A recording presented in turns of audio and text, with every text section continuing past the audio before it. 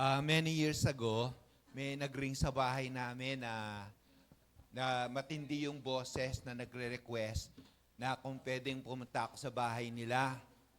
Nalaman ko, maghihiwalay na mag-asawang mananampalataya. Parehong workers at leader ng simbahan.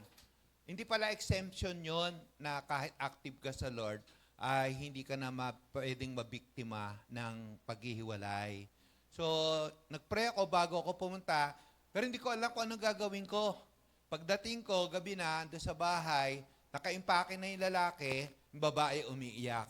Para bang wala ka nang magagawa, parang babasbasan mo na lang ang paghihiwalay nila.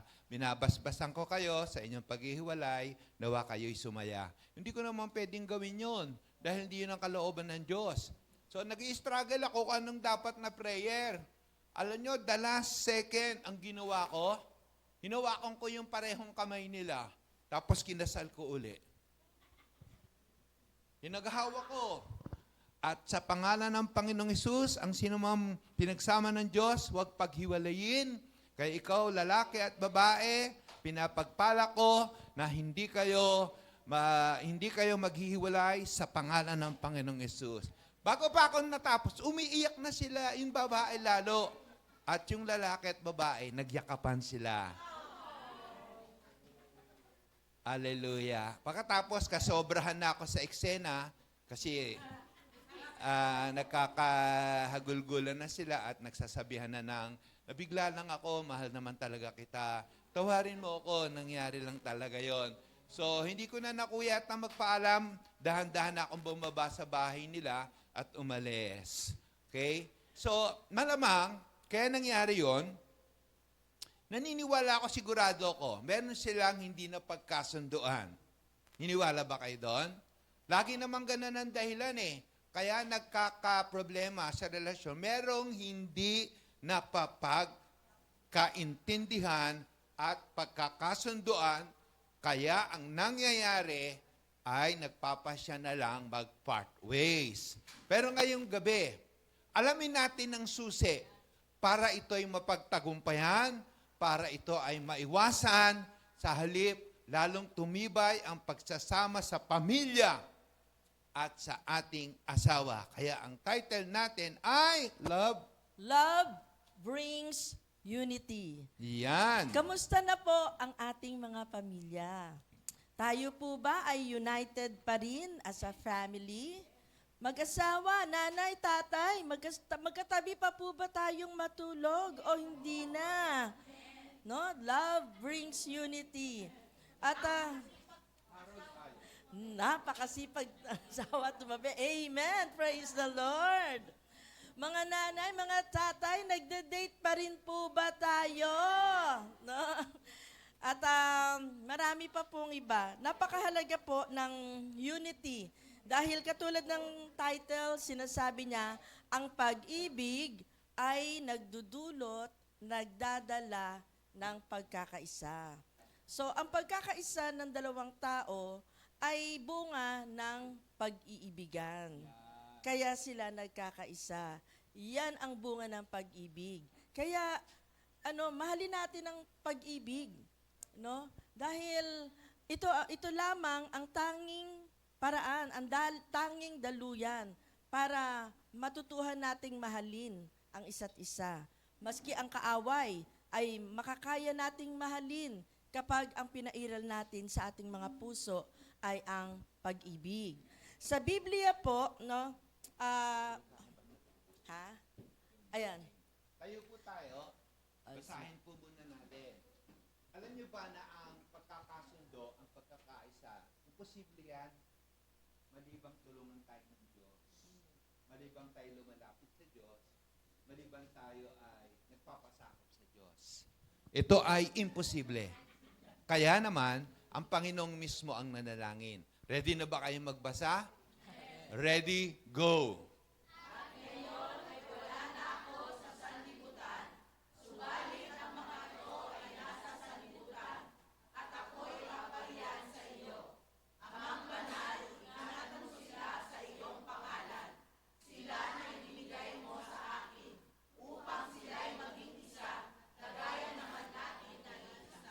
Amang Diyos, alam namin lahat ay posible sa iyo.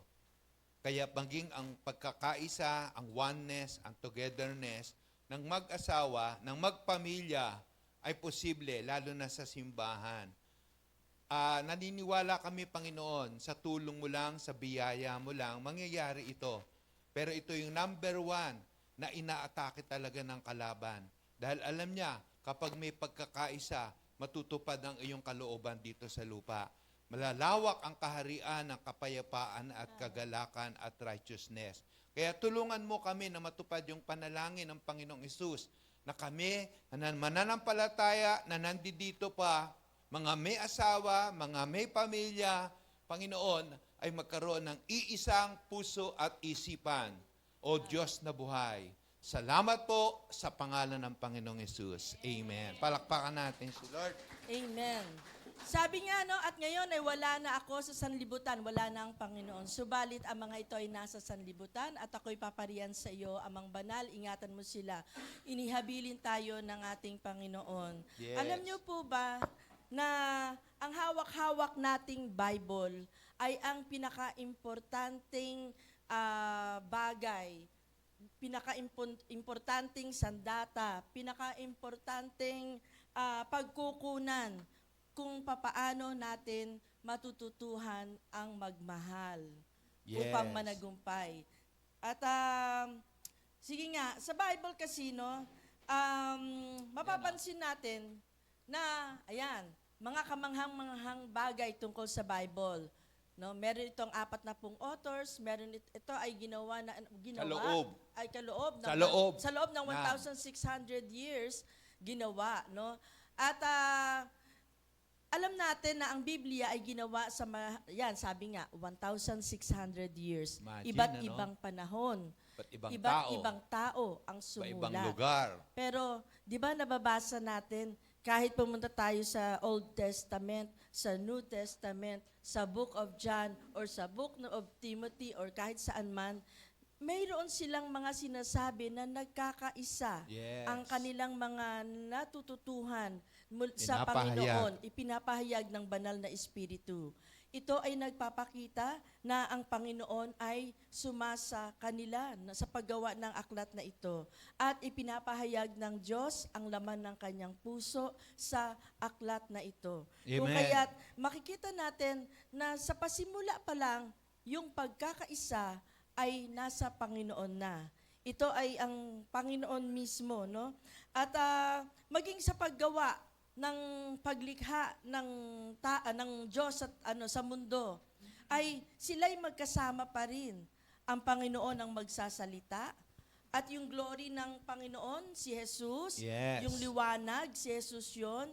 At habang sinasalita ng Panginoon, ang liwanag ay kakalat at ang banal na Espiritu ang maglilikha nito into flesh. Makikita po natin sa ating Genesis. Panginoon na ang oneness ay nandoon na ang pagkakaisa. Ito ay sa Panginoon. No? Genesis, ang mundo noon ay wala pang anyo at laman. Ang tubig na bumabalot sa mundo ay balot ng kadiliman at ang Espiritu ng Diyos ay kumilos sa ibabaw ng mga tubig. Pagkatapos sinabi ng Diyos, likhain natin ang Ama, Anak at ang Espiritu Santo. Likhain natin ang tao ayon sa ating wangis. Sila ang mamamahala.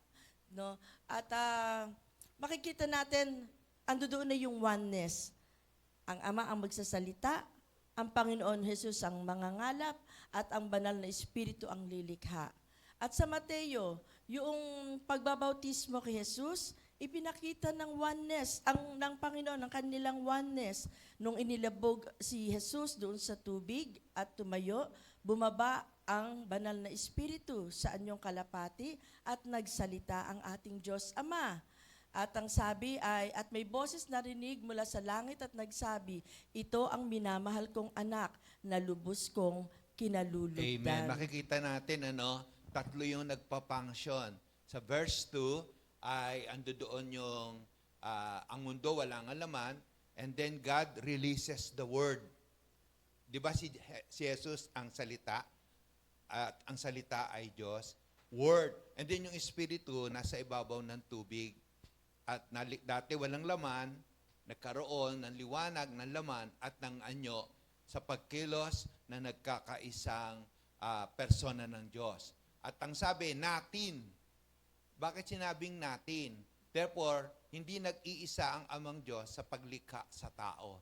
Kaya makikita natin, nung nilikha tayo, tatlo silang nagkaisa.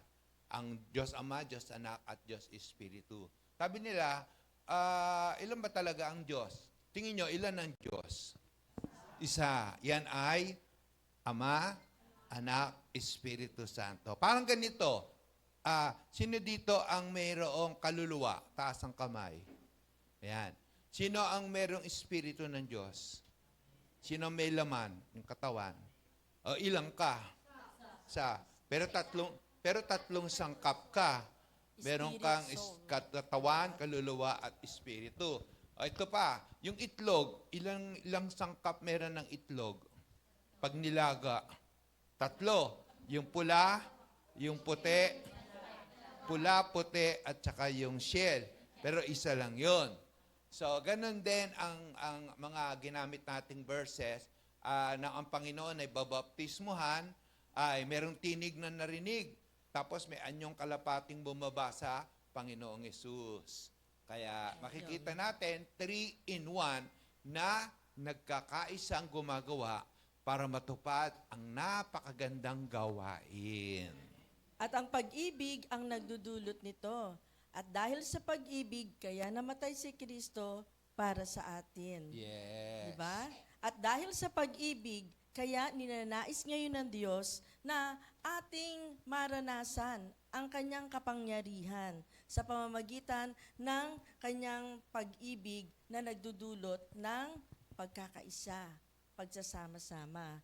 Dahil sa pagkakaisa at sama-sama ng Ama, Anak at ng Espiritu Santo, ang lahat ng ito na mayroon na nakikita at hindi nakikita ay nagawa, nalikha.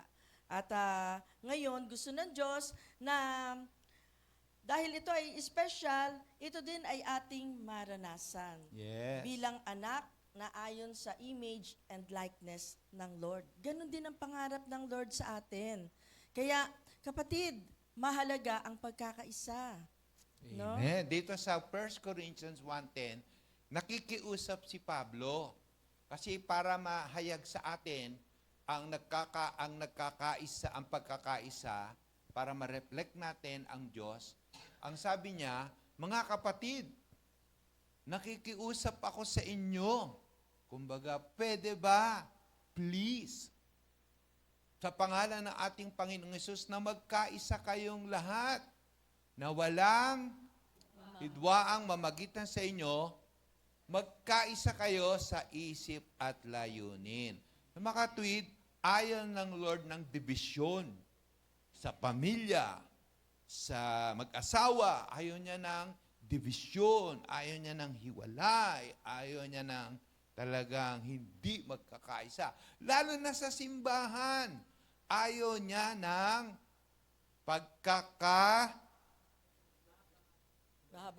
bahabahagi. Kaya sabi mo sa katabi mo, kampi tayo.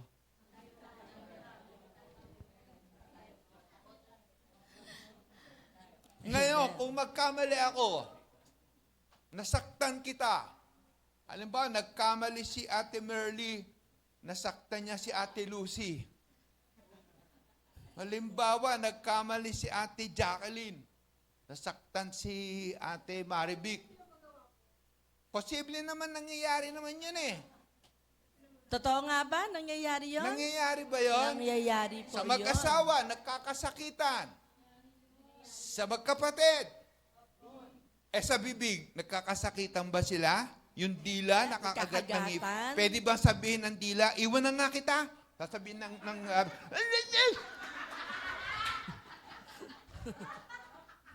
o sasabihin ng ngipin, alis na nga ako. Sasabihin ng dila, ayan ang mangyayari sa katawan ng tao, walang dila.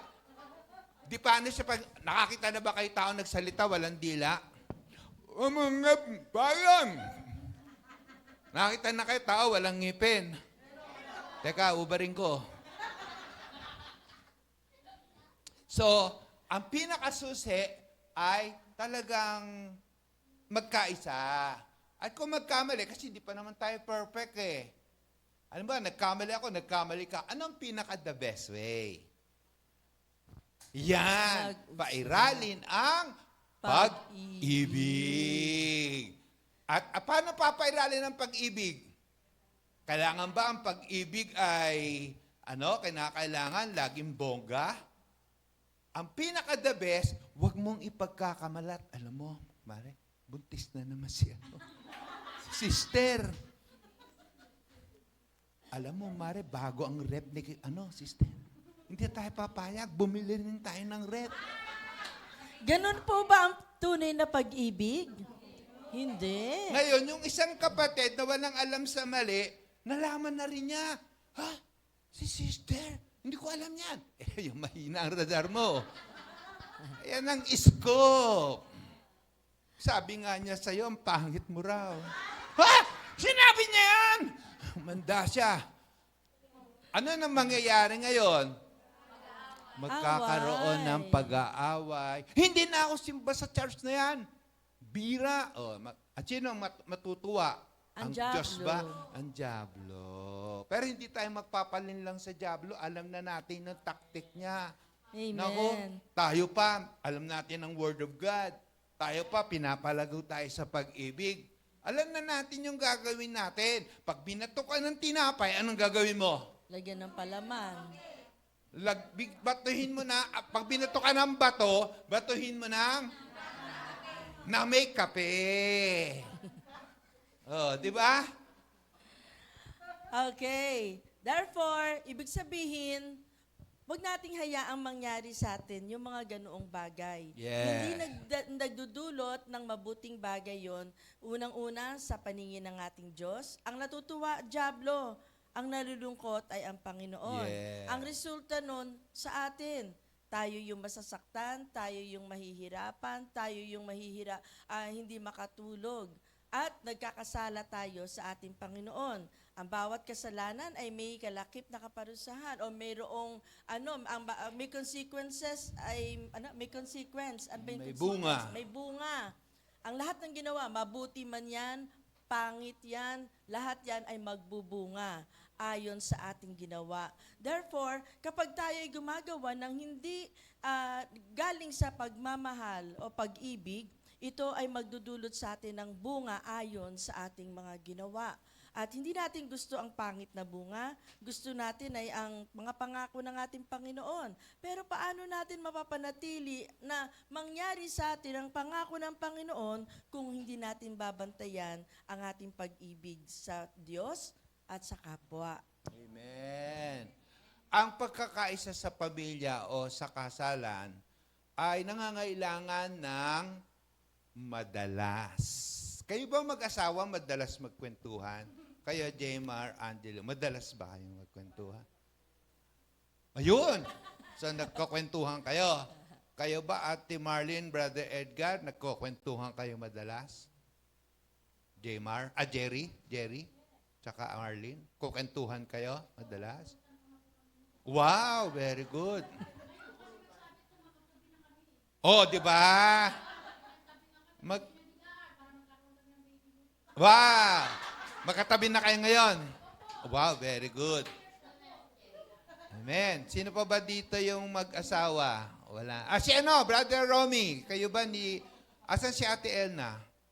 Pumasok doon. Kayo ba ni Ate Elna madalas magkwentuhan? Yeah. Talagang ganun lang si Brother Romy. No? Opo.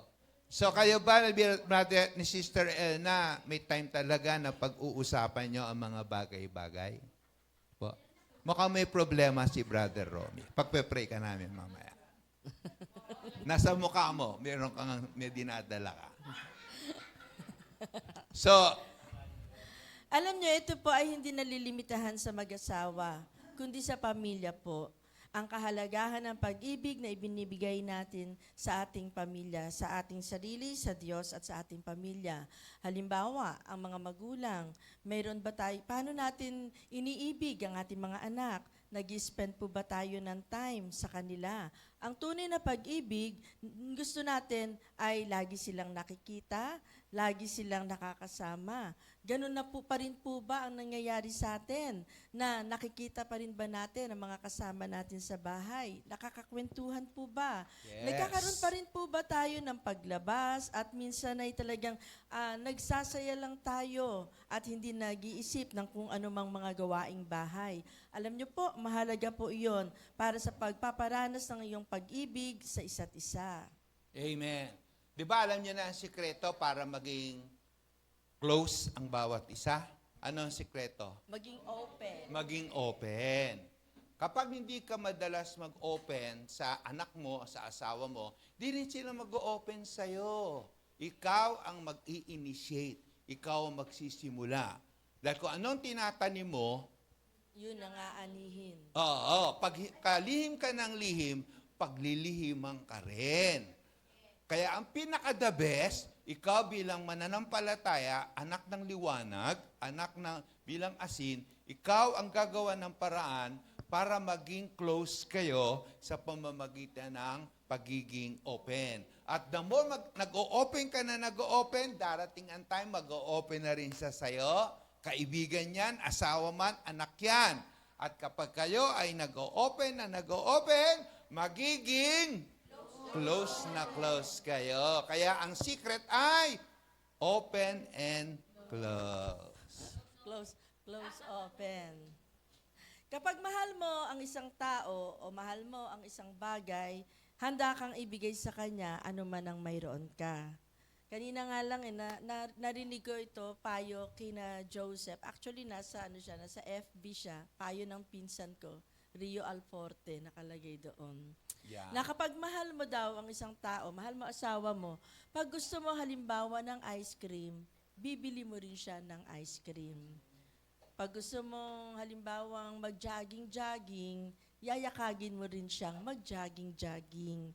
Ang ano doon, kapag mahal mo, gusto mong kasama, kaya lagi mo siyang isasama sa lahat ng gagawin mo, lahat ng iniisip mo, at lahat ng gusto mong, lahat ng plano mo. Kailangan Yes. lagi mo siyang kasama. Nung kinasal yung anak ko, kinunan kami ng video. Ang sabi ko sa kanya, ngayon na yung araw na magkakaroon kayo ng union na mag-asawa, magiging isa na kayo. So, ang dalawang tao na pinag-isa ng Diyos ay magiging isa na sila. Kaya, huwag mong kalilimutan, hindi ka na binata, hindi ka na nag-iisa. Lahat ng iisipin mo at gagawin mo, kailangan kasama na si Ann. Lahat ng plano mo, pinapaalam mo sa kanya Yes. para hindi naman siya nagugulat sa mga iyong ginagawa. Lalahanin mo, isa na kayo. Kaya kung ano yung kaalaman mo, kung ano yung mayroon ka, dapat yun na rin ang kaalaman ng partner mo Yes. at ang mayroon siya. Hindi maka-Diyos ang magkahiwalay pa rin, naglilihiman. Kasi mag-isa na kayo, pinag-isa na tayo ng ating Panginoon. Yes. Gaya ng Panginoong Hesus at ng Panginoong Diyos Ama at ng Espiritu. Alam nila ang lahat. Kaya lahat ng sabihin ng Diyos, nagtutulong-tulong silang tatlo at ito'y nagka-come into flesh. Kasi Yes. alam nila. Pero pag hindi niya alam, sinalita ng Diyos, baka natutulog pa si Holy Spirit, hindi niya nagawa, nabitin yung word ng Lord. Pero hindi, attentive ang bawat isa sa bawat isa. Kaya pag meron silang sinabi ang Panginoon, andun agad, nakakasama niya na agad ang Panginoong Jesus at ang banal na Espiritu Santo. Amen. Alam nyo, may open ako sa inyo. Talagang napakaganda kapag nade-develop yung pagiging isa sa pamilya, sa asawa. Dahil kapag hindi, napapahina nito ang pagsasamahan. Lalo kapag nagdidesisyon ka lang mag-isa. Lalo kapag nagpaplano ka lang mag-isa. Maganda para siguradong hindi papalpak, talagang pinag-uusapang mabuti ng mag-asawa. Ako po ay nagpasyang bumili ng isa pang motor. Nilihim ko sa kanya. For the second time, dati ganun din eh. Nagalit ako eh. Kahinaan ko nga yun, hindi ko alam kung ba't di matanggal-tanggal. Bakit nagpaplano akong mag-isa? Sa madaling salita, ang dahilan ko, kaya ako ginawa yon, para ginagamit niya yung kotse, ginagamit ni Joseph yung motor. Nasip ako kasi dati, magbike. Wala pareho, nagbike, napagod talaga ako. Ang sabi ko na lang, bibili na lang ako ng second hand na mumurahing motor. So nakakita ako sa internet, nakipag-deal ako, nausap ko, naiuwi ko. Ang problema, ang ganda sa labas, bulok pala sa loob. At para lang tumakbo ng maayos, kinakailangang gastusan pa ng gastusan. Di na problema ko. At hindi ko alam kung na-i-open ko na yun sa kanya. Hanggang ngayon, hindi pa pala. Hindi ko tinitignan yun eh. Hindi ko tinitignan yun eh. Hindi ko nilalapitan yun eh. So, ang problema pa, yung papel. Hindi original ang CR at ang OR. Ngayon, may bagong batas ang LTO. Alam niyo yung bagong batas? Within 1 month, kailangang mailipat na sa pangalan ko yung motor. Kapag ako nahuli ng hindi nailipat sa pangalan ko, alam niyo kung magkano multa? 40,000. Nabili ko lang siya ng around 19. Kung nahuli ako, tutubusin ko ba ng 40,000 yon? Baka hindi na. 19 ko lang, tapos babayaran ko ng 40. Talo pa ako ng kalahati. Kaya hanggang ngayon, yan ang gumugulo sa isip ko. At bakit? Yan ang resulta pag hindi ako open at nagpaplano akong mag-isa, nagpapasya akong mag-isa, siya ay puwera, kaya pati pera, ako ay nahirapan. Anong pinakasagot? Pag tayo lumalago sa pag-ibig ng Diyos, sinisikap natin na i-open sa asawa natin kung ano yung mahalaga sa atin, kung anong mahalaga sa'yo, pinag-uusapan, pinagpapasyahan. At yan, ang ibubunga niyan, matagumpay na pamilya, matagumpay na pag-aasawa. At hindi yan matitibag, mga kapatid. Kaya wala nang lihim-lihim. Pakitanong nga yung katabi mo, may lihim ka ba sa pamilya mo? Wala nang lihim-lihim. Wala na. Kaya sabi ko, Lord, last na yan. Last na yan. Sana nga. Sana nga. Wag po nating maliitin yon. Kasi napakahalagang factor po iyon para matanggap natin ang pangako ng Diyos. Dahil kung gagawin natin matigas ang ulo natin patungkol doon, Tayo rin ang tayo rin mahirap. ang talo. Gusto nyo ba yung paulit-ulit kayo na Sakit ang ulo. dadaan sa ganong sakit ng ulo, nawawalan kayo ng pera, nawawalan kayo ng kapayapaan kasi mamumroblema na siya dahil Bala kong hindi ibenta. original ang OR and CR. Yes. So puro lang. So- Hindi ko alam kung paano siya tumingin, bakit niya kinuha ng ganoon. Ngayon, Bunga ng kasalanan. amen. Paano kaya kung ang mag-asawa at sa pamilya, yung lalaki ay gagawin nilang panata, gagawin nilang misyon na talagang mahalin yung kanilang mga spouses. Gagawin nilang misyon na talagang igalang, parangalan ang bawat isa. Sa tingin nyo, ano mangyayari sa mag-asawang yon? Ang misyon ko, igalang, parangalan at mahalin ng todo ang aking asawa. Sa tingin nyo, ano mangyayari sa marriage o sa family na yon? Masaya. Na may ganong misyon. Gaganda. Mayroong kasabihan, happy wife, happy life. Happy life. Kasi- Wow. Pabor yun sa Hindi, kanila. kasi kapag ang babae kasi, pag nararamdaman niya na minamahal siya, hindi niya ma-contain sa sarili niya na hindi maglingkod, magsilbi. Ibigay ko ano yung pwede niyang maibigay. Kasi Yes. ano doon yung nararamdaman yung pag-ibig, yung paggalang sa kanya. Amen. Sa At ang partner. lahat ng yan posible kapag tayo ay lumalago sa pag-ibig ng Diyos. Ngayon, mahalin ng lubos ang taong bahagi na ng iyong pagkatao. Paglingkuran ang taong ito na ang mga needs ay hindi na mahihiwalay sa mga needs mo. Parangalan at igalang ang taong ito na kapag nailagay sa tugatog ng iyong pagmamahal ay sabay kayong naitatanghal bilang malinaw na anyo ng ating, ng Panginoon. ating Diyos. Posible ba na mahalin natin ng todo, lubos, ang ating asawa at anak? To the point na talagang gagawin mo ang lahat, wag lang kayong magkahiwalay, wag lang kayong magkaroon ng division. Posible. Posible sa tulong ng, Ng Diyos. Diyos. Pero sa atin lang, Hindi. hindi natin kaya yun. Hiwalay na. Ayaw ko na dyan. Oo. Hiwalayan ko na, ganoon. Kapag walang Diyos. Yes. Kaya nga, sa TV, madalas maririnig natin sa mga artista, ang pagkakamali ko, binigay ko lahat sa Kanya. Kailangan magtitira ka sa iyong sarili.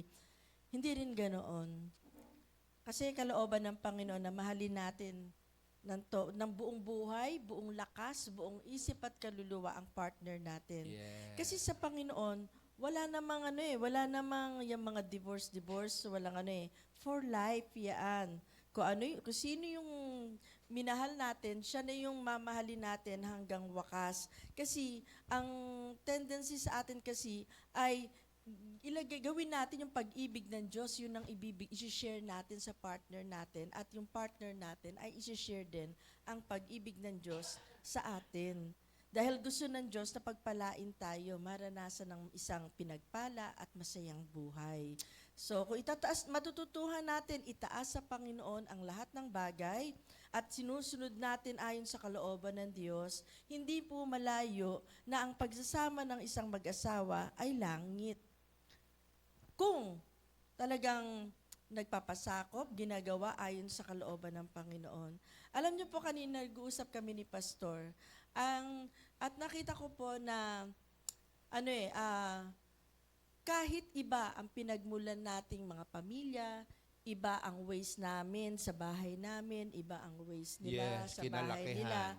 Dalawang tao na totally different sa maraming bagay. Hindi po siya hadlang para maging matagumpay at maging masaya at maging isang magandang mag-asawa kung ang magiging batayan ng kanilang pagsasama ay ang salita ng Diyos. Yes. Ang salita ng Diyos ang mag-iisa, ang mag-uugnay, ang tutulong na magkaroon, kung magpapasakop ang dalawa, ay yun ang huhubog at maggagawa ng bagong pag-asa, ng bagong pag-ibig sa isa't isa at mangyayari ang mabuting kaloob ng Amen. Diyos. Alam nyo, dito lang isang hiwaga imagine, iba-iba yung pinanggalingan natin.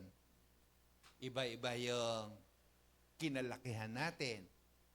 Iba-iba yung kinaugalian natin. Pero pansinin nyo, kalooban ng Diyos, ilang years na tayo nagsasama? 7 going to 8 years. At alam nyo ba, balak ng Diyos, hindi lang tayo 7-8 taong magsasama. Ilang taon tayo plano ng Diyos magkasama? Sabi mo sa katabi mo, forever. Hanggang heaven. Pwede ba nating sabihin, ay, etong si brother, ayokong maging kapitbahay sa heaven to. Halimbawa, pareho kami nasa Hosanna subdivision. Parang hindi ko yata matitik na magkasama kami sa Hosanna subdivision forever. Hindi, kinakailangan talagang matutunan nating magkaroon ng paglago sa pag-ibig. Alam nyo, kaya tumatagal ang mag-asawa at ang samahan. Hindi dahil lagi kang tama. Kasi lagi akong tama. Hindi. Maaring may tama din yung kausap mo. at kumbaga nagtatalo kayo, parehas naman kayong tama. Ba't di magkasundo? May tama siya sa punto niya, may tama ka sa punto mo, ba't hindi kayo magtama? Alam niyo kung bakit? Parehong nagkakaroon ng tama. May tama ka. Ngayon, dahil sa pag-ibig, lulunukin mo yung ano mo eh. Pride. Pride mo. Sige na nga, tama ka. Basta ang mahalaga, magkasundo tayo. Yun ang mahalaga dun eh. Maaring iba yung nakalakihan mo, iba yung nakalakihan ko. Maaring di mo ako maintindihan, di talaga kita maintindihan. Pero sa tulong ng Diyos, sa pag-ibig ng Diyos, sige, ako ang mag-a-adjust. For the sake of love. Alam niyo ba sa 1 Corinthians chapter 6, nabasa niyo? Hindi sila magkasundo, church, nagdemandahan sila. Inakyat nila sa korte yung yung kanilang kaso. Bakit? Hindi na ma-settle yung differences nila. Pinahiya sila ni Paul. Alam niyo sabi ni Paul, pambihira kayo. Bakit sa hindi mananampalataya ninyo, dinala ang inyong hindi pagkakasunduan? Kayo na mga liwanag, kayo na mga nananampalataya. Wala na bang marunong sa inyo para dalhin nyo pa sa hindi mananampalataya ang hindi nyo pagkakaintindi? Mano bang, kayo na lang ang mali, sila na ang tama. Mano bang ikaw na ang mag-abyado kaysa ikaw ang mag-abyado? Mano bang ikaw na ang magpatalo? Hayaan mo na siyang mananalo sapagkat nakikita ng Diyos at siya ang magtataas sa sino man nagpapakumbaba. Amen. Ang Diyos ang magtatanggol, siya ang magtataas. Huwag na huwag mong ipipilit yung tama mo dahil sa katatama mo, baka tatamaan ka. Di ba na, sige ako na talo, sige na ako na mali, sige na, ikaw na. Mas mahalaga ka sa akin kaysa sa pinagtatalunan natin. Kapag yan narinig ng asawa at anak mo, ano mararamdaman nun? Maantig ang puso na. Ang bait talaga ng asawa ko. Siya na nga ang tama, ako mali. Pero ako ba daw ang tama, siya ang mali. Ang bait talaga. Para mo na rin siyang tinutulungan makita niya yung mga bagay na dapat niya makita. Pero pag inilalaban mo sa argumento, ano mangyayari? Hiwalay lang ako, hiwalay! Kala mo, ha? Patigasan. Ano? Kala mo kung malambot, ha? Hindi! Nabalitaan niyo yung kay De Las Alas. Anong scoop kay De Las Alas ngayon? Sabi ko sa inyo Binawi ang green card ng lalaking dinala niya sa Amerika.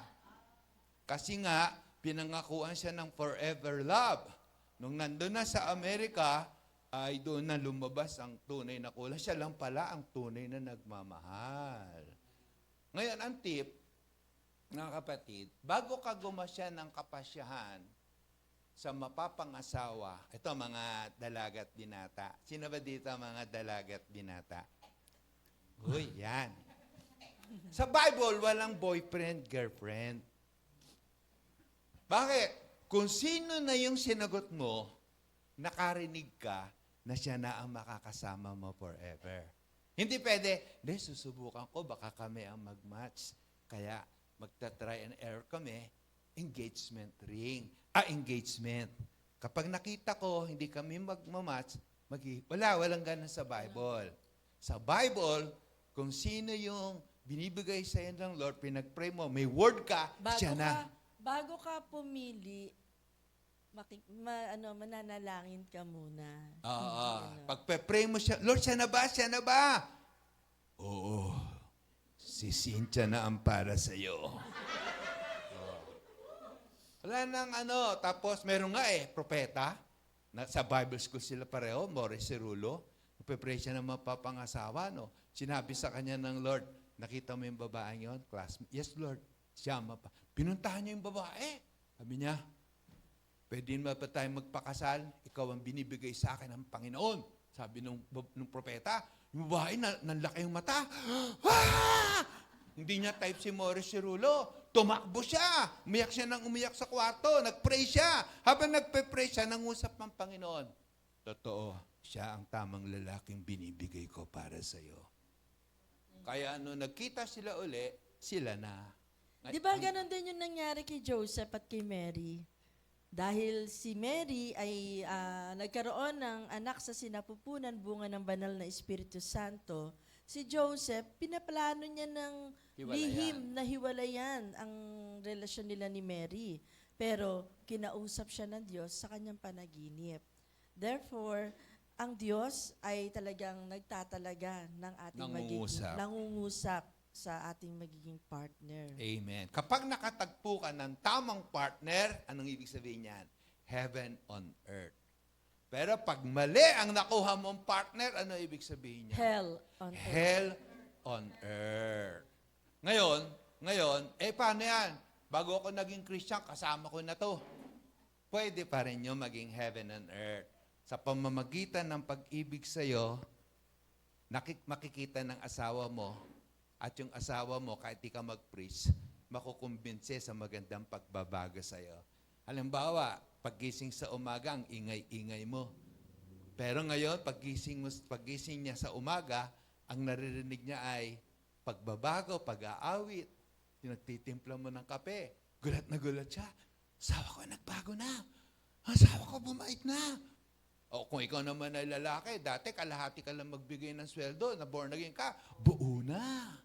Sasabihin ng unbeliever na babae, ano nangyari sa asawa ko? Ha? Alam ko na. Dahil sa ginawa ng Panginoon sa kanya, sige na nga, pupunta na rin ako sa church na yan para lalo kami maging masaya sa pagsasama. Lagi ng buo. Yes. Baguhin mo siya ng pagbabago ng pag-ibig sa buhay mo. Amen. Huwag mo siyang babaguhin sa iyong salita. Baguhin mo siya, akitin mo siya sa ginagawang paglago ng pag-ibig sa iyo. Pagising sa umaga, dati ka nagbubungangera. Ngayon, paawit-awit ka na, ang sarap magluto ng itlog sa umaga.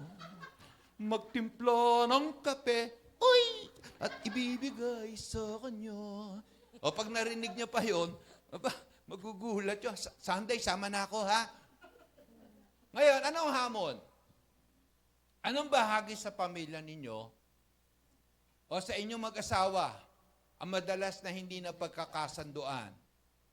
Nagiging mitsa pa ng pagtatalo. At nagiging mitsa pa ng hindi pagkakaunuan na kailangan talagang May panalangin. ipag-pray. Ano yung lugar na yan? Anong bahagi sa pamilya nyo? Na paulit-ulit, yun na lang laging napagtatalunan. May naisip ba tayo? Meron ba Bahagi? kayong pera? Ayan, pera. Pera? So, kung O hindi- laging paglabas na nasa barkada. or At kaya naiiwan ito, sa bahay. lang, atin-atin lang to ha. Mga walang dito ha, green ha. Pera, sex. Masama ba ang sex? Ba? Sa mag-asawa, hindi. Kung masama yun, di sana hindi na. Regalo po ng ating Di sana Panginoon. hindi na ginawa ng Diyos. Oy, masama yan. Hindi ko yan gagawin. Masama yan. Kapag yun naging masama at di ginawa, wala ka ngayon. Hangin tayo, hangin.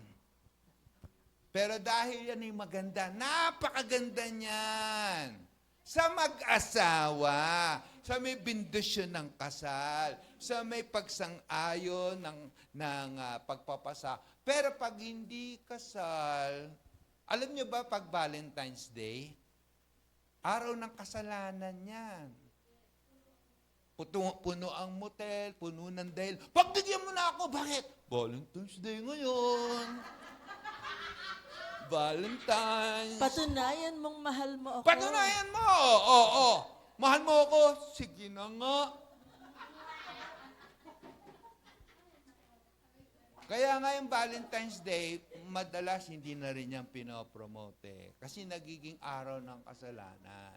Maganda, yung babae maihaharap sa altar na, kaya nga nakaputi eh.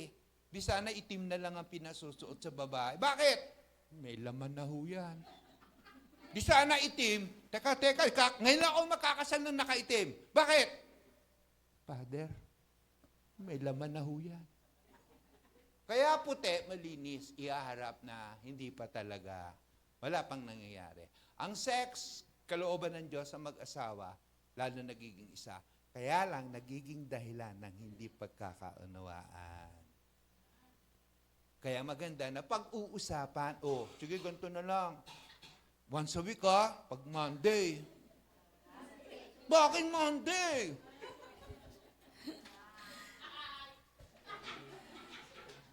Schedule? Gato na lang, pag 3 o'clock ng umagang bakit naman ang maaga-aga tulog pa ako? Tulog pa mga bata. So napag-uusapan lahat ng kailangan ipag-pray. O ba't ganito lang ang perang inabot mo? Mahal, nagbayad ng mga ticket sa opisina. Ticket Kailangan laging nagkukwentuhan ng mag-asawa. Laging nag-uusap. Ano yung bahagi na dapat laging pinagpe-pray? Bahagi na laging nagdudulot sa atin ng pagtatalo at nababawasan ang ating pag-ibig sa isa't isa at pagtitiwala. Yes. Alam niyo po, kailangan pong idil yan. Hindi po yan dapat hinahayaan na nangyayari na lang sa ating buhay araw-araw na nakasanayan na lang natin. Dapat pong idil yan. Dapat po nating itaas sa Panginoon at solusyonan.